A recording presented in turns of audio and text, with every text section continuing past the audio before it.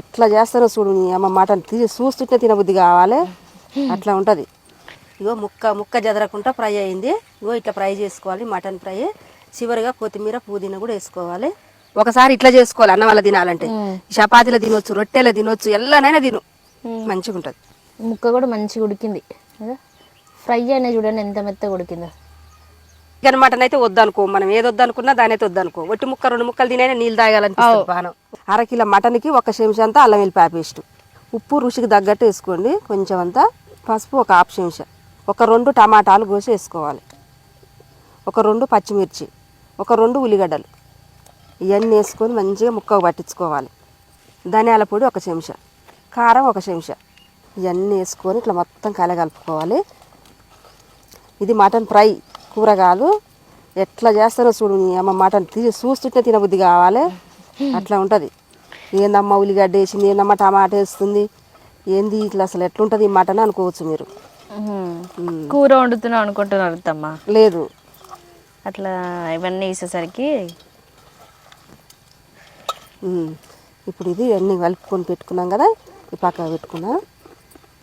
ఇగో mutton తాలింపు వేసుకోవడానికి నూనె పోసుకున్నా. మట్టి కళాయి పెట్టుకున్నా నేను. 2 పావులన్నర నూనె.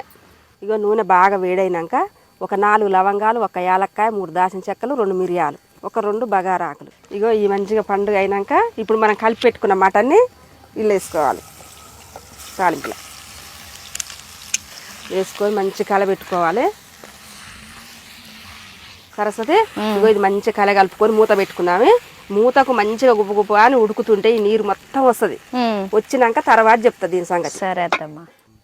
ఇంకో ఇప్పుడు 1/2 గంట అయింది కదా, మనం మూత వేసుకొని మటన్ మీద చూద్దాము. చూడు మంచిగా ఉడికి నూనె పైకి తేలి నీరంతా పోయింది. ఇప్పుడు దీన్ని ఫ్రై చేసుకుందాం. సన్న మంట మీద ఇట్లా ఉడికించుకోవాలి.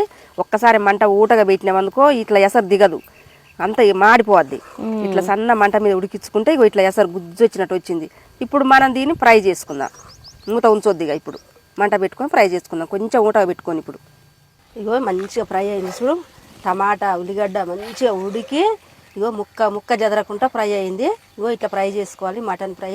చివరిగా కొత్తిమీర పుదీనా కూడా వేసుకోవాలి. ఉంటే నిమ్మకాయ కూడా పిండుకొని తినండి, మంచిగా కారం అనిపిస్తే కూడా భలే రుచి ఉంటుంది.